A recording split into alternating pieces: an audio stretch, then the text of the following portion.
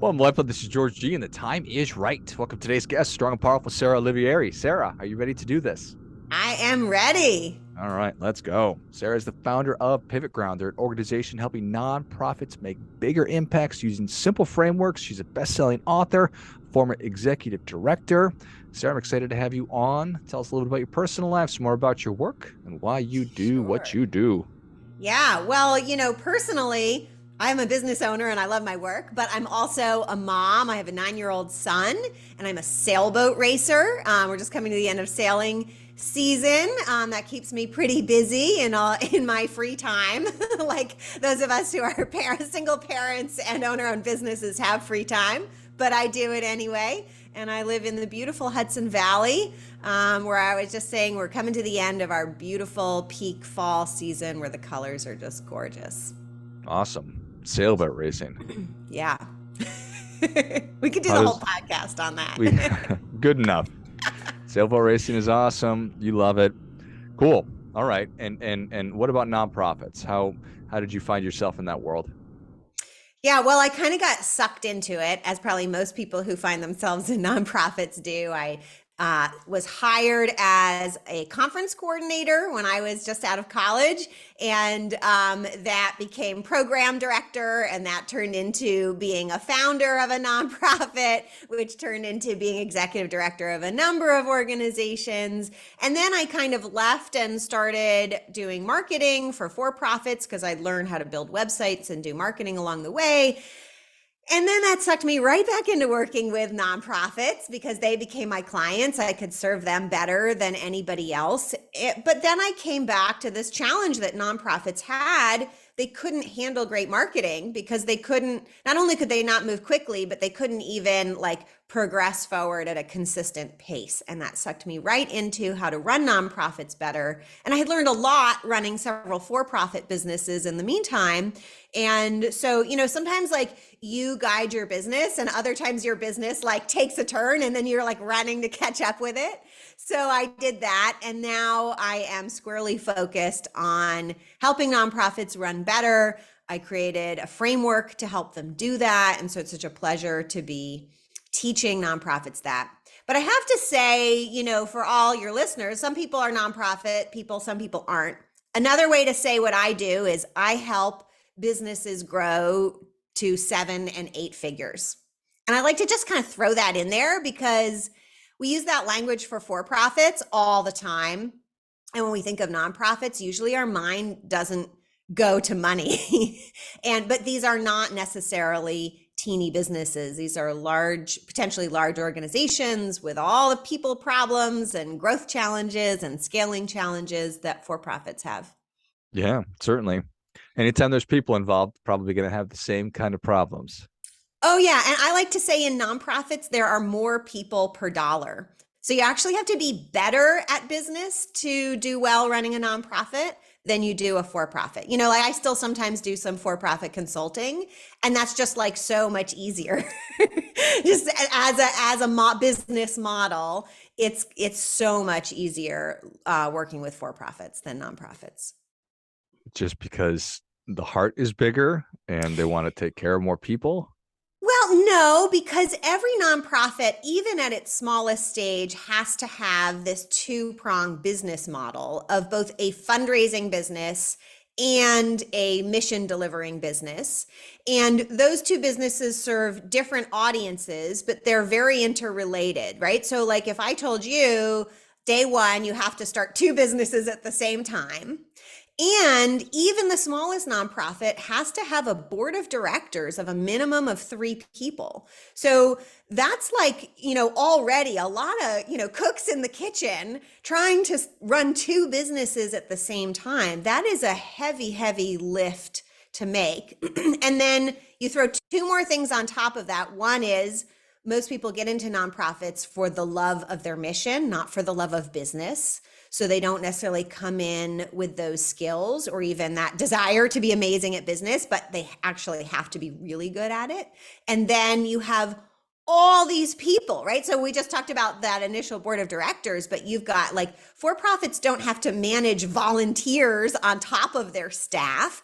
And then you have this culture that says, that it's okay to tell nonprofits how to spend their money, right? Mhm. So like if I told a for-profit business, oh, sell all you want, but your customers get to decide how they spend them, you spend the money that they pay for your products. You'd be like, no way, my customers wouldn't put the money in the right place. They don't know how to run my business, right? And they don't necessarily have the right interests in the right places. So it's very dynamic in the nonprofit space.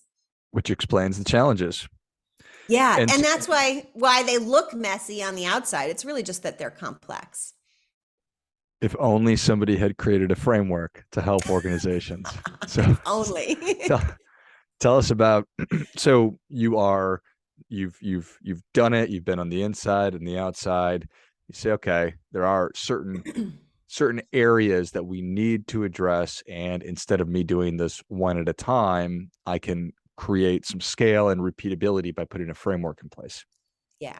Yeah. I mean, that's totally my thinking is, there are 1.7 million nonprofits in the US. And so far, I'm the only one who's created a framework designed for nonprofits, right? We've got to try to do this at scale. And I really believe, I'm a reluctant consultant, meaning that, if I bring my brain to your business, I probably know so much about business and have so much experience, you probably can't use my ideas. I would rather help you have a system that helps you consistently generate better ideas for yourself than for me to come in, get to know you, give you my ideas, and then as soon as I'm gone, you can't really implement them as well. Plus, they're my ideas, whether they were better or worse anyway, they're not your ideas. You're going to be better at pursuing your own ideas, but a framework can really help somebody come up with a better idea. And I use my own framework to help myself come up with better ideas, because having like some constraints and structure to help you think helps you think better. Yeah, yeah, having the ability, time, freedom, headspace to be able to actually think and use our brains. What a powerful thing. I don't know that I've ever heard anybody talk about how great ideas are awesome. That's fine, but I would rather give you the ability to create your own. So I think that's fantastic. So there's operation things, there's team building, there's obviously fulfilling the mission, and then making sure that people aren't burning out. How big is this framework? How many parts? Yeah, well, there's three main parts. I like to think of it, so nonprofits are businesses who specialize in innovation, or they should, right? If you never thought of nonprofits that way, that's how I'd like you to think. Nonprofits are businesses who are solving the world's most complex, unsolved, and relatively unprofitable problems. And so they need to be excellent innovators. So the three things that they need to be focusing on that the model are built around are having capacity, right? As much capacity. We need to be really slick and efficient. The next thing is strategy, really good strategy. And when I say strategy, I also always think about acting on strategy, because a strategy that you're not going to take action on, like, that's nothing. It's just a piece of paper. And improvement. You have to have a process around continual improvement, which there's been plenty of work done on the past. And so within those three things, we have in the capacity department, I'm always thinking about, when I think about capacity and what's in the framework, is a system for alignment, right? So most of what fuels an organization's capacity are the people, and then certainly money. But money usually we translate into people or other tools in some way. It's really people that fuel all businesses. And so if you want to have great capacity when it comes to people, they have to be an aligned team. They have to all be rowing in the same direction. So we have to have clarity and have the right people on the boat and make it clear, like, what kind of boat are we on? Where are we all going? Of course, I'm a sailor, so I like to use the boat analogy, but you could use a car or a house if you want. And so we have to have alignment, and we have to have then clarity of roles and making sure that we have the right people in the right roles. And once we have those things, the money always follows. Like, I never say I focus on fundraising. And yet again and again, like, my clients start doing this, especially this capacity piece, and the money just starts coming in. Donors just start sending checks because they finally have the capacity and the focus to be doing the right thing. So that's a capacity piece. And then a little deeper into the strategy piece is, I really believe the for-profit world has gotten much gooder at this, that we need to have iterative strategies. We need to be updating like our goals and our tactics regularly. This is a fast-paced world. The nonprofit world sometimes still tries to do 10-year strategic plans. I certainly see people try to do 5-year strategic plans. Goals just don't, they don't stay static like that. Unless we're talking about, you just replaced your roof with a 20-year roof, then you can set a 20-year goal. But most things these days are not like that. And then just innovation, right? Constantly being able to review and having a clear system for communicating ideas, learning to try experiments, safe to fail experiments. Nonprofits have been told for many, many years that they're not allowed to experiment. And I think that just breaks my heart, because how can we solve the world's most complex unsolved problems if we're not experimenting, right? No kidding. These are all hard. Yeah. Is there an area where people have the hardest time getting their arms around? I think being willing to, so most of my clients come in and they're already to the state of overwhelm that they're considering quitting. And so to take that leap of faith and say, I'm going to let some of the things that I've allowed to be busy, to make my time busy, and I'm going to let them go, is really hard at first. But that's where the peer element comes in, because those clients who've gone before, once they have kind of let go and say, okay, Sarah, I'm just going to try it this way. I'm going to do it in the order that you said, and which is really broken down one step at a time, because they've seen their peers get results so fast. But it's that initial letting go. And you can probably see behind me, for those of you who are on audio, I have these fire buckets that I keep in my office so that I can digitally hand them across Zoom to people. They're metal fire buckets. And I like to say, there are a lot of fires right now in your business or in your nonprofit that are distracting you, but it's okay to just put them in the fire bucket and let them burn themselves out. Because if you keep focusing on those things, you won't get there, right? It's like a massive game of whack-a-mole that most people are playing. And I want to help people stop playing whack-a-mole. It's not any one thing that's so hard. It's doing them all at the same time that's so hard. Yeah, it is and turns out pretty much impossible, which is a recipe for burnout, which you see time and time again. And prioritization, that's something I've been thinking a lot about lately, and it seems like such an obvious thing, but it really sounds easy and does hard. So when you're just in the middle of it and you can't see the forest through the trees, being able to step back and have somebody say, these are the main tasks that you need to start following, and this is the first step. That's obviously proven to help people get through that. Yeah.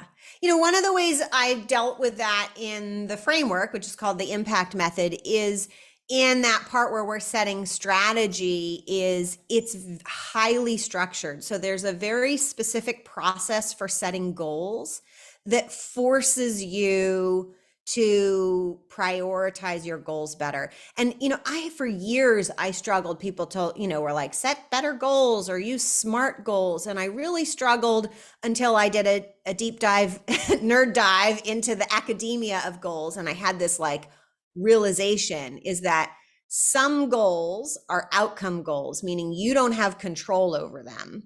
And some goals, the academics call them process goals, I like to call them execution goals, are things that you can execute on. That's why I call them execution goals, right? And so one of the steps we take, obviously I can't teach the whole framework in a few minutes, but if you start to separate very intentionally, what is that outcome that I'm looking for?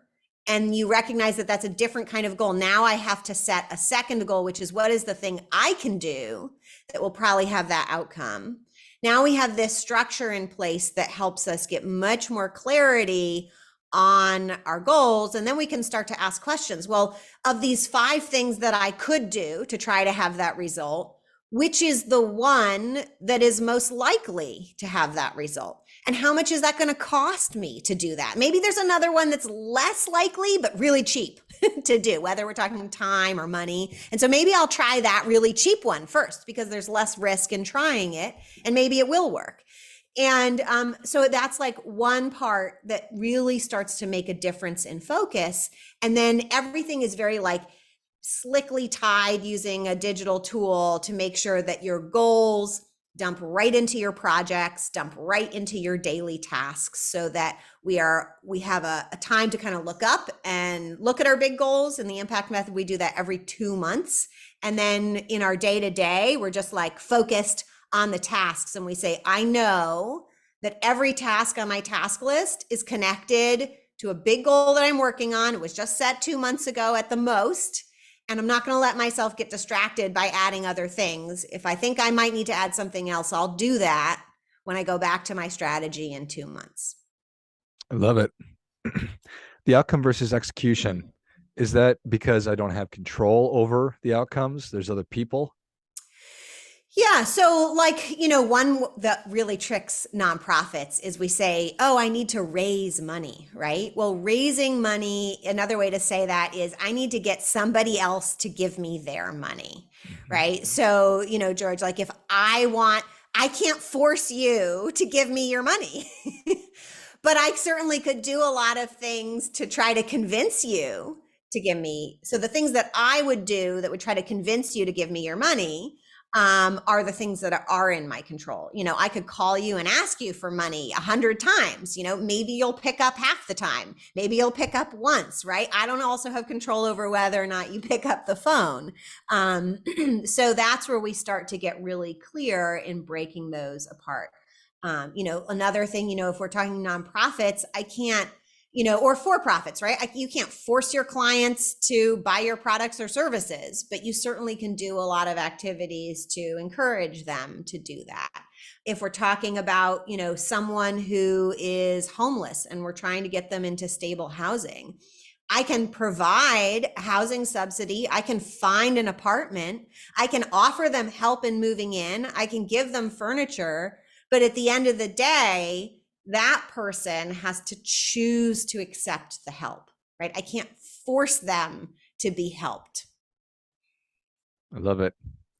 Please don't call me 100 times and ask me for money, Sarah. I won't. And that would be a terrible strategy too. Totally. I love it. Well, Sarah, thank you so much for coming on. Where can people learn more about you and how can they engage with you and PivotGround? Yeah, well, pivotground.com, that's my website. You can learn about the impact method. You can also find me. I'm fairly active on LinkedIn.